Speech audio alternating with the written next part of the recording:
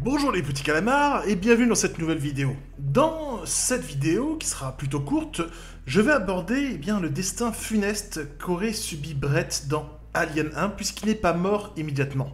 Vous allez comprendre. Il aurait potentiellement donc subi un egg morphing. Alors dans un premier temps, il m'apparaît nécessaire de vous expliquer, ou auquel cas de vous réexpliquer, en quoi constitue ce phénomène. L'egg morphine apparaît dans un cas où aucune reine n'est présente.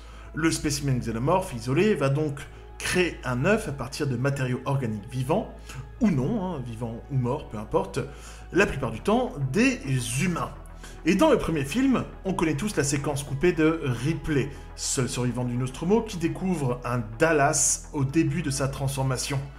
Notre héroïne découvrira aussi avec effroi que dans un autre cocon, et à en juger de son état de transformation très avancé, une autre personne a été capturée.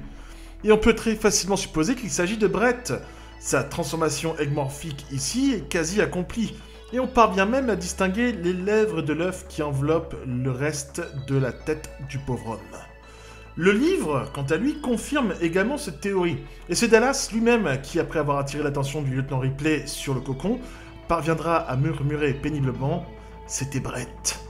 Le livre Alien 3, que j'ai lu l'an dernier, souligne également ce passage. Ripley parle du fait que l'alien du Nostromo s'apprêtait à se reproduire.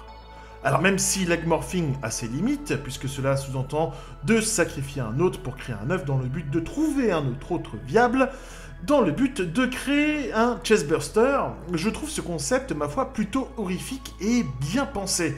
On pourrait même supposer qu'un drone isolé ne pourrait effectuer sa mue en reine. Cela pourrait être réservé aux guerriers, comme on a pu le voir dans le cas de Alien vs Predator, le jeu vidéo de 2010, et aussi le concept de egg morphing avait été repris dans les concept art d'Alien 5.